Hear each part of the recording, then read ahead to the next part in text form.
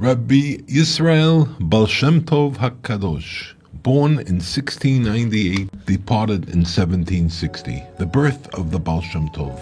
Rabbi Yisrael Baal Shem Tov HaKadosh is one of the giants of the spirit who arose in the Jewish people, a righteous man who left his mark on future generations up to the present day, and as the year goes by, his influence is growing and expanding.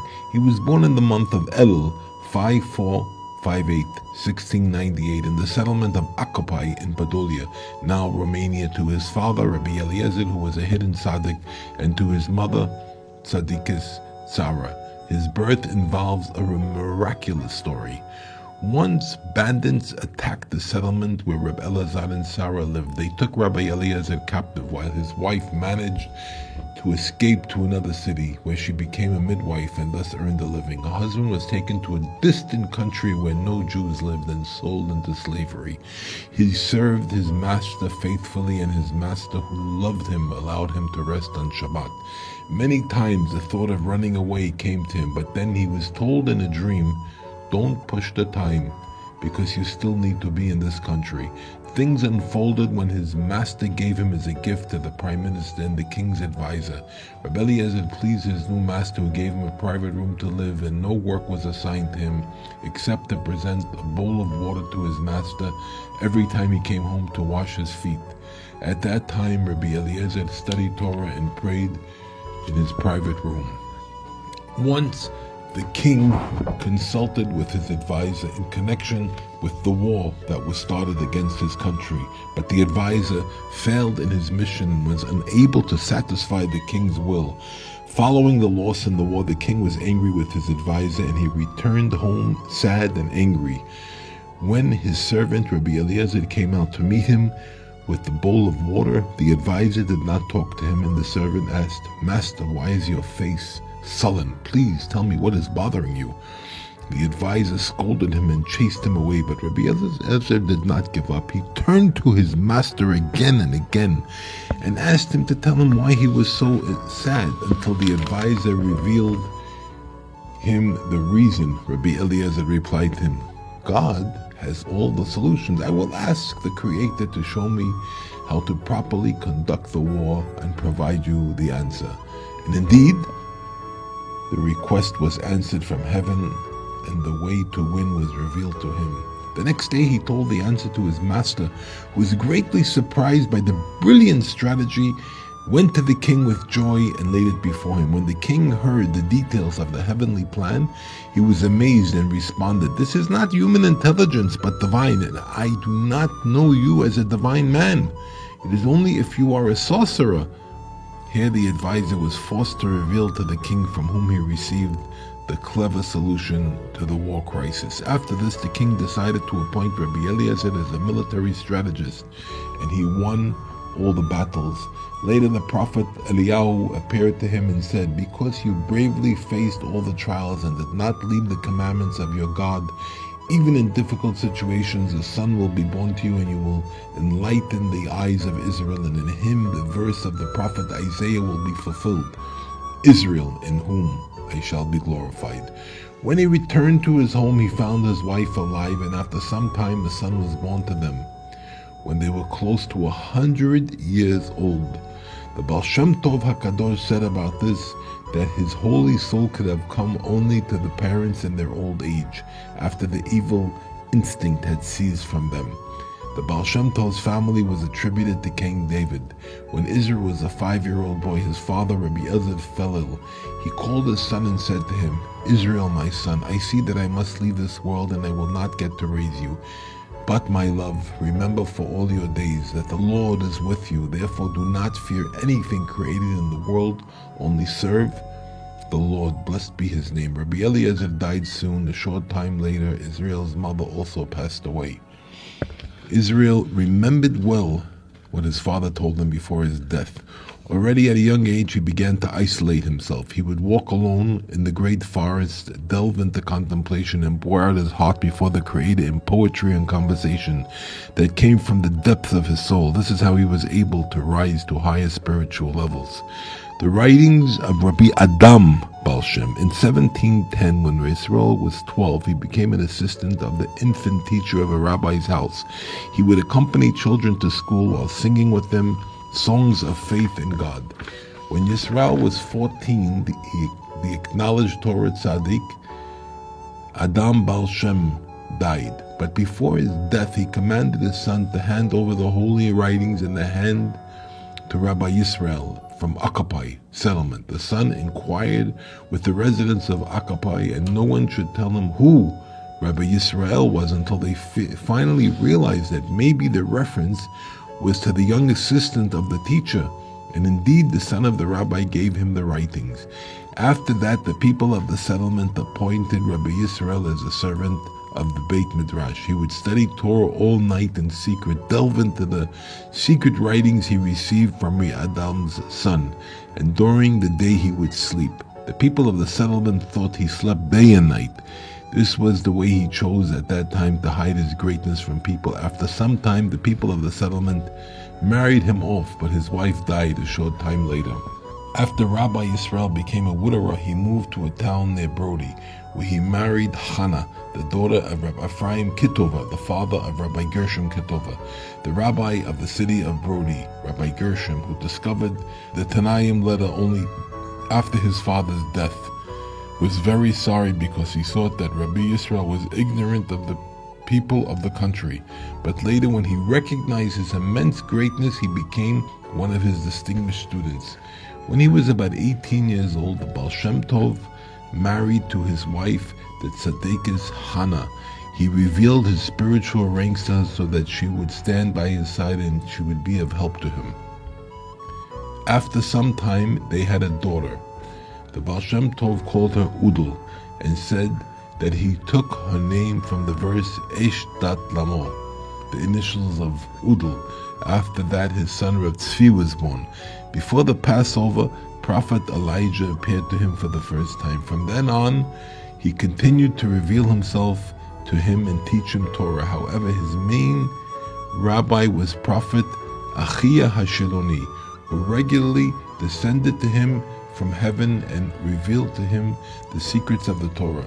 In 1727, the Baal Shem Tov settled in a small village and owned a wine shop, Krachshma, which his wife managed. During 7 years, he was alone on the other side of the river, in caves and mountains between Kitov and Kosov. In those days, he experienced many fastings and difficulties, and he lived in a great hardship and poverty. When he wanted to eat, he would dig a hole in the ground, put flour and water in it, and the dough would be baked by the heat of the sun. And this was the main part of his food at the time. In the area where he used to spend in isolation, gangs of robbers lived in caves. When they discovered the Jew who was alone, they tried to harass him. But despite their numerous attempts, they never succeeded. In the end, they realized that he was of the man of God and began to respect him, and even came to him every time when a quarrel broke out between them, so that he could reconcile the parties. Thus, he secluded himself among the mountains and sanctified himself in supreme holiness until the time came for him to be revealed in the world. The revelation. 1 week, Rabbi Israel would make his way over the bridge across the river towards the city where he used to buy brandy for his shop. He secluded himself during all week in a rock-hewn cave, studied Torah and prayed while eating almost nothing. And on Shabbat evening, he bought the drink and returned to his home and brought it to his wife. His brother-in-law, Rabbi Gershom, considered at that time to be a simple person with the people of Israel who does not know Torah at all. And he constantly tried to persuade his sister to divorce her husband. She refused because she knew the greatness of her husband, Rabbi Yisrael, but he forbade her to reveal who he really was.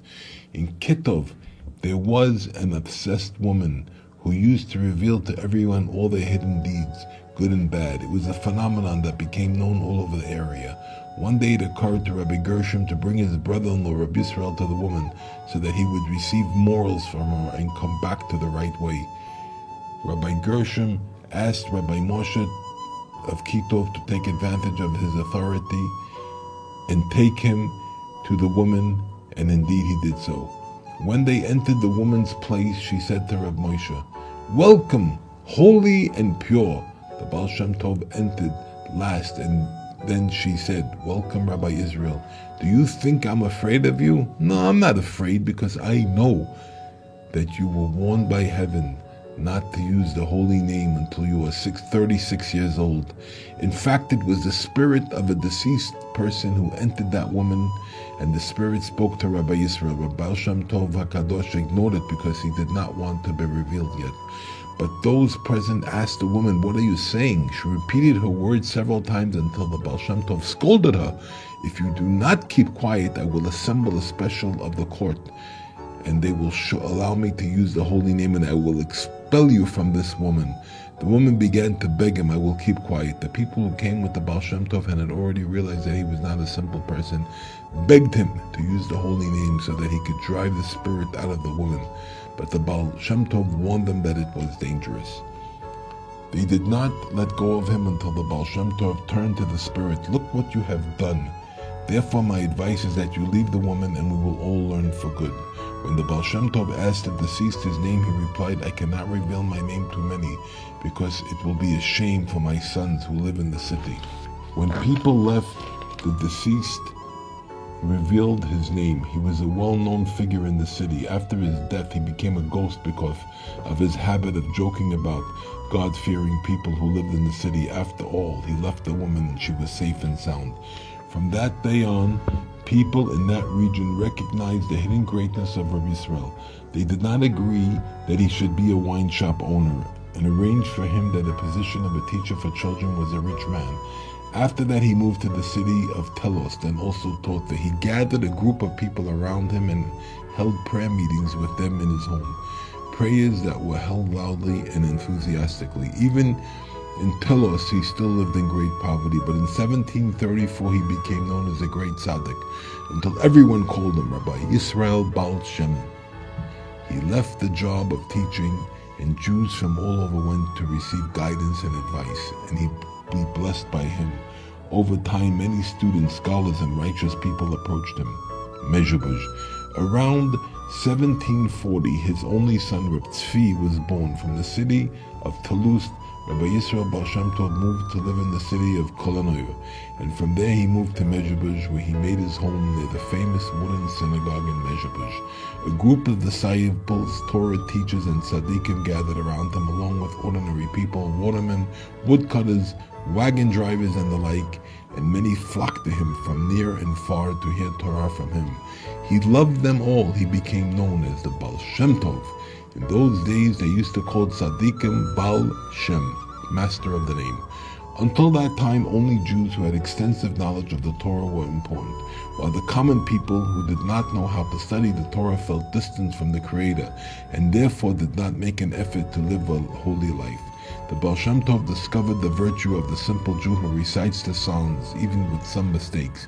The Baal Shem Tov penetrated the hearts of his listeners, who realized that the Creator loves everyone with infinite love that does not depend on one or other actions. It is said that once a barren couple came to him and they cried before him to bless them, that they would be able to give birth to a child. The Baal Shem Tov promised them that within a year a son will be born to them, and indeed so it was. A year later they came with their toddler son to thank the Baal Shem Tov, doomed to whose blessing they were saved. When they were waiting for their turn to the entrance room crowded with people, they played with their son and had fun with him. Suddenly the door of the Baal Shem Tov's room opened. He looked at them with great love and said, "Know that much more than you love your dear son, the Creator loves the worst person." He often talked about private supervision and taught his listeners that there is not a single detail of the world, even the smallest, without a guiding hand from above. Once he was walking with his disciples, and on the side of the road a small worm was crawling.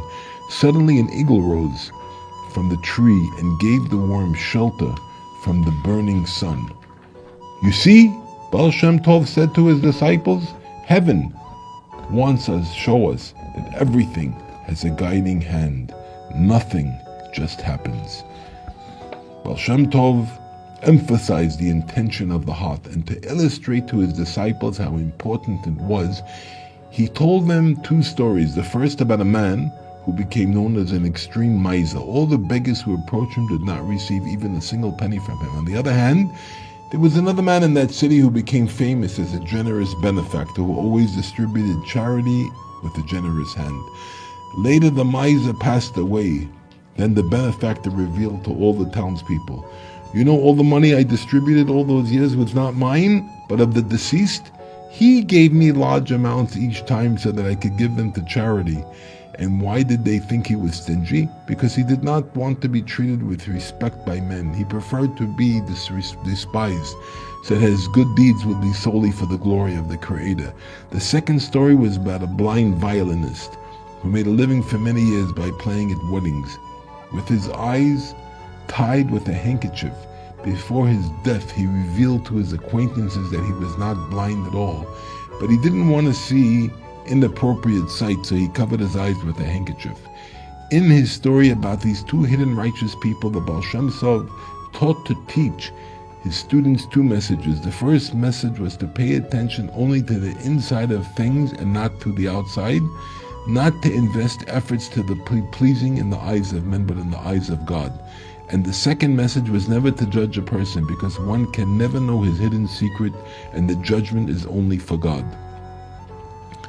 The virtue of innocence. Once it was shown from heaven to the Baal Shem Tov that one man, a simple shepherd, worships the Creator every day more than he does. The Baal Shem Tov was very eager to see him and ordered his coachman, Alexei, to harness the horses of the cart.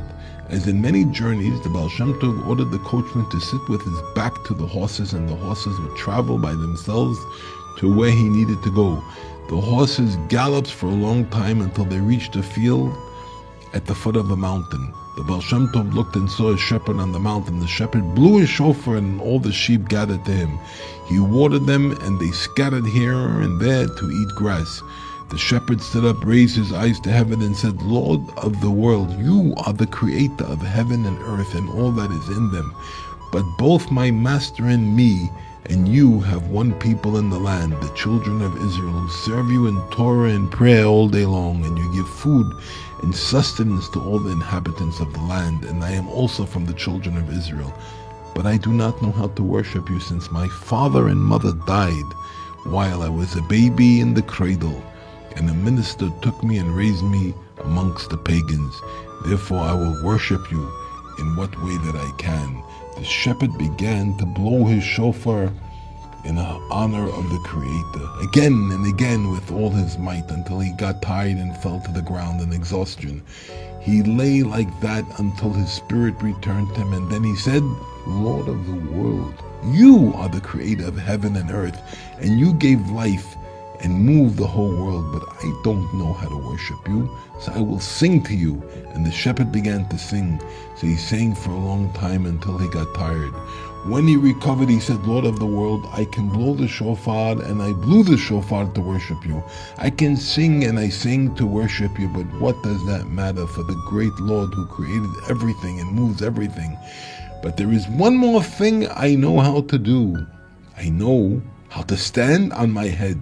He stood upside down, head down, with feet up for a long time until he got tired. When he recovered, he said, "Creator, what else can I do to worship you? Yesterday my master made a feast for all his servants, including me, and gave a coin to each one. I'll give the coin to you." He took the coin out of his pocket and threw it into the sky. And the Baal Shem Tov saw in that moment, in his spiritual vision, a hand coming out of the sky and receiving the coin. And yet the shepherd's mind still did not rest. And he said, "Creator of the world, here I heard that you give a wage to those who work for you. This wage I give you back." When the Baal Shem Tov saw this, he said excitedly, "The simple Jew is truly worshiping with all your heart and your soul and all your strength, not in order to receive a reward." During one of the Baal Shem Tov's journeys, he stayed in the village in the house of a simple Jewish farmer. As was his custom, the Baal Shem Tov got up at night for his holy work, and there he saw that the farmer also woke from his sleep. And he took an old siddur, very thick, and began to say with wonderful innocence the whole thing from beginning to end. Shabbat and Yom Tov prayers, Rosh Hashanah and Yom Kippur prayers, Chanukah and Purim, and all the blessings of the Tanaim. His prayers lasted for long hours, and only when the day dawned did he finish saying the entire Siddur. When the Baal Shem Tov saw this, he was pained that such an innocent Jew would say so many blessings in vain. After the breakfast the farmer served before him, the Baal Shem Tov warned him about the seriousness of saying prayers in vain. But the farmer replied at the end, "Holy Rabbi, what can I do? When I was still a child with my father and my father died, there was no one to teach me. I don't know anything except reading the words. I only remember this, that my father used to pray with this Siddur every day. Therefore, I do like to pray with the Siddur as well. And thus I feel that I am doing my duty as a Jew, praying every day before our Father in heaven. And now, it is not enough for me that I pray with great effort. I will also receive a great punishment for that."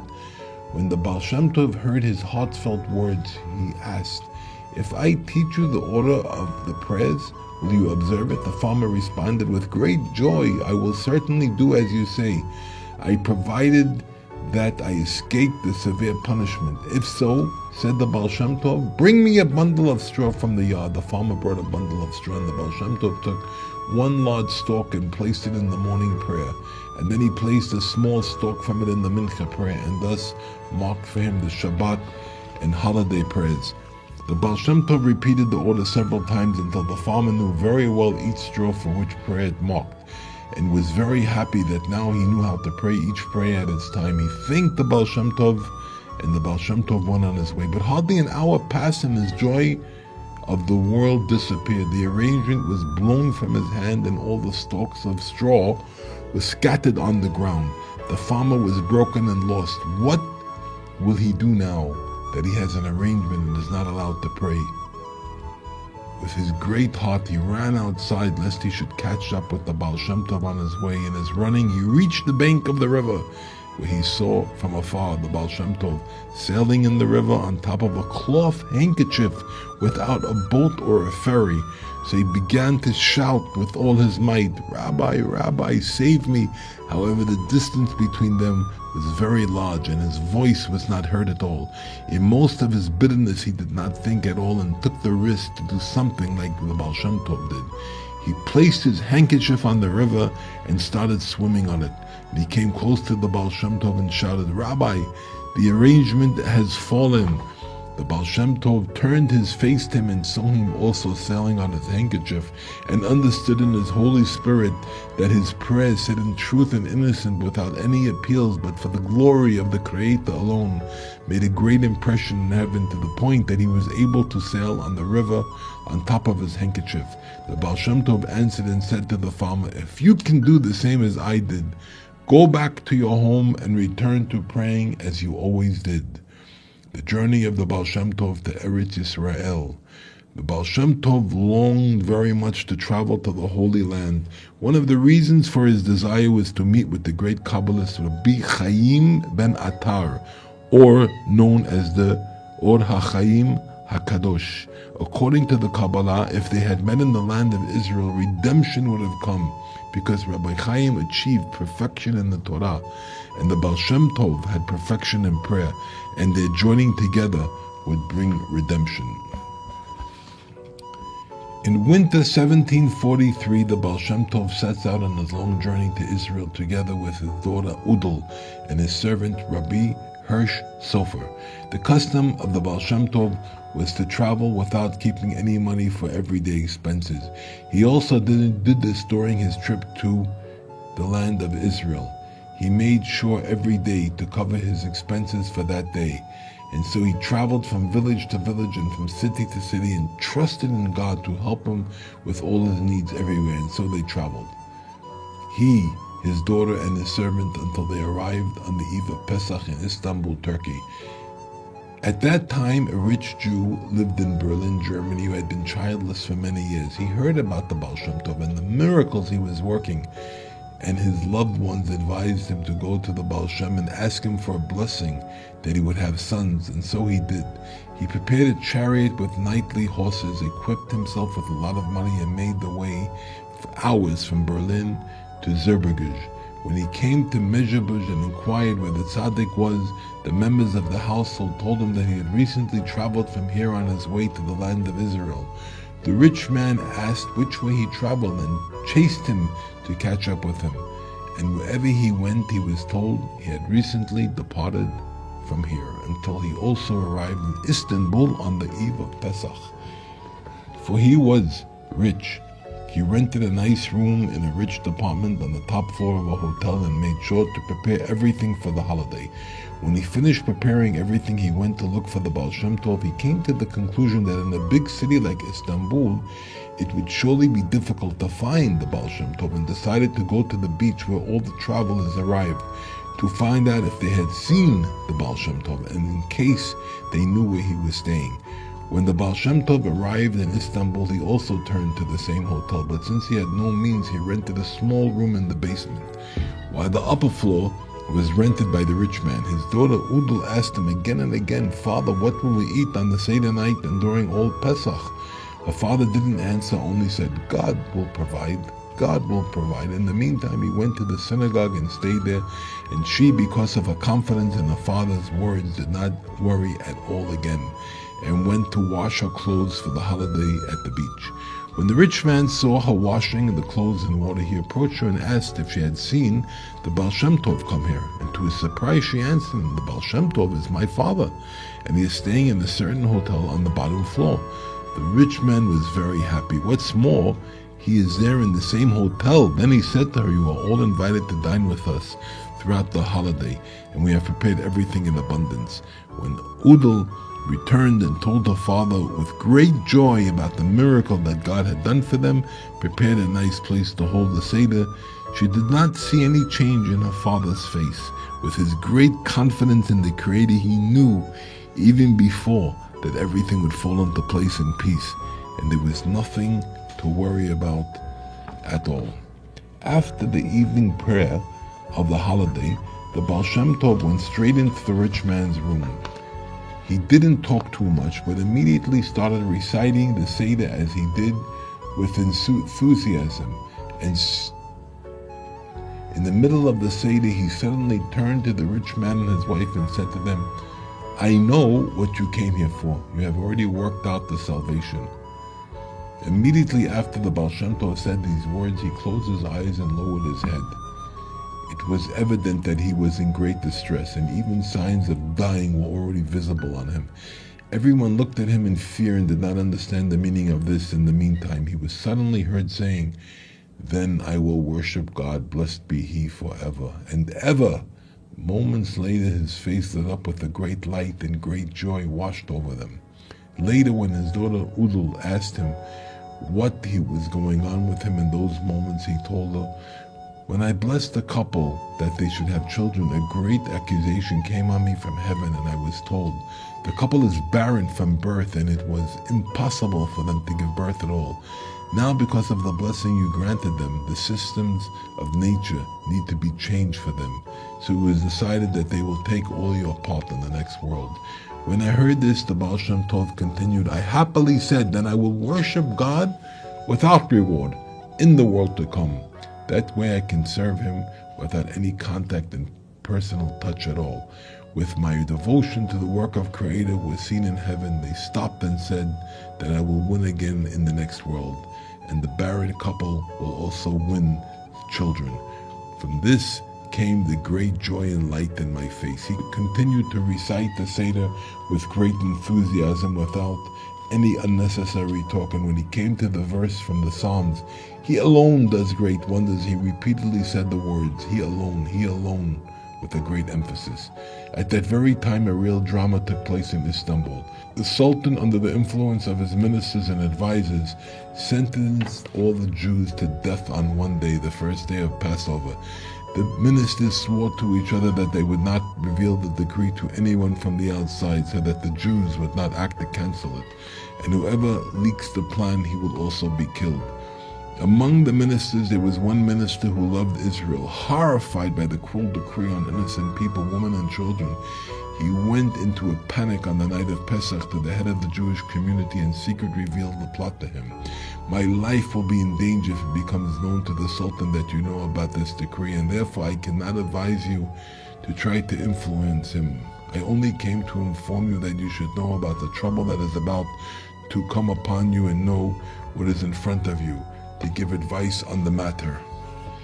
The head of the community immediately summoned the rabbis of the city to consult with them together about what to do. They decided that since the Sultan's old mother loved Jews, they would go to her and consult with her wisely about what to do. They quickly finished making the Seder and went out together to the Sultan's mother's palace. On their way, they passed by the hotel where the Baal Shem Tov was staying and heard how he repeated over and over again the verse, "To do great wonders alone, he alone," they said to each other. If this Jew had known about the terrible decree hovering over the Jewish residents of the city, he would not have been so enthusiastic. When they arrived at the queen's palace and asked to enter it urgently, the queen was very frightened. She realized that something unusual had happened. As always, she received them with a warm welcome. They told her about the decree that her son planned for the Jewish residents of the city and begged her to use her wisdom to cancel the decree without her son knowing that they were with her. By the grace of God, the Sultan's mother came up with an idea. She immediately went out, even though it was in the middle of the night, to her son's palace and woke him from his sleep. The Sultan was startled and stood up anxiously. "Listen, my son," she said to him with a frightened face. "My husband, your father, the late Sultan, came to me in a dream with his face sullen and told me that he had no rest and peace in the real world, because by the next morning there will not be a remnant of his sons and his grandsons left, and they will be lost forever and ever. Tell me, my son, what terrible thing happened in the royal palace, because which of our family was decreed such a terrible torture?" The horrified Sultan began to list all kinds of injustices which may have caused the decree, and his mother canceled them one by one. No, it is inconceivable that because of this injustice such a terrible decree would be decreed upon our family. She asked to see the Sultan's personal notebook. She started flipping through it until she came to the page where the decree on the Jews was written. Here her face was contorted and a cry erupted from her mouth. "What? Passing such a wicked decree on the Jews, and don't you know that everyone who wronged them in the end did not end well? Pharaoh and his soldiers drowned in the Red Sea. Haman and his sons were hanged on the tree, and so many more. Cancel quickly this decree lest it be too late." Out of fear, the Sultan immediately tore up the written decree on the spot and assured his mother that it was null and void. The queen returned to her palace and joyfully announced to the head of the Jewish community and the rabbis who were waiting for her that the danger had passed, and they would return to their homes and inform the Jews that they would thank God for the great miracle he had done for them without their knowledge. On their way back, the members of the delegation again passed by the hotel where the Baal Shem Tov was staying and heard to their surprise how he was still standing with the words, "To do great wonders alone. He alone," but now they noticed that he was saying this with joy, much more than which was heard earlier. The next day, rabbis of the synagogue told all the worshippers about the great miracle that happened that night and casually mentioned the strange Jew who repeated the words "alone" many times. The Baal Shem Tov, who was present in the synagogue, passed by them without them recognize him. If it wasn't for this Jew, the great miracle would not have happened. The couple wanted to give the Baal Shem Tov a large amount of money for the blessing in their heart, but he did not agree to take it, but only that they give him and his daughter and used it as a travel expenses for sailing to the land of Israel. Indeed, they gave him the necessary amount, and on the first day of the Passover holiday, they rented seats on a ship to Israel. It is said earlier, the Baal Shem Tov had told the servant Rabbi Hirsch and his daughter, Udal, that he knew the holy name, and it was possible to reach Eretz Israel by any means, including supernatural ones. and even on a piece of cloth spread over the waters of the sea, and so they could reach the port of Jaffa in the land of Israel, but on the condition that they would not stop directing their thoughts to this holy name, even for a single moment. Udal responded immediately that she was ready for this. However, Rabbi Hirsch was afraid to undertake such a thing. Therefore, they set out on a journey in a natural way. At first, the voyage proceeded on calm waters, but suddenly a strong wind began to blow. The ship tossed like a nutshell in mighty waters. Trying to save themselves, the passengers began to throw various things into the water to lighten the weight of the ship, but it didn't help. Suddenly, the Baal Shem Tov was heard saying, "I know why the sea is raging. There is a command from heaven, whether it would be my holy writings or my daughter Udal. One of the two must be tossed." Udal didn't think for more than a few moments. "I am ready to be thrown into the sea. The main thing is that my father's teachings remain in the world." She boldly announced she was genuinely ready to give her life for the teachings of a great father. But then she suddenly received the great illumination of the Holy Spirit, and she said, "I see that a grandson will come out of me, a very great and righteous man who will also write holy and wonderful writings that will enlighten the world."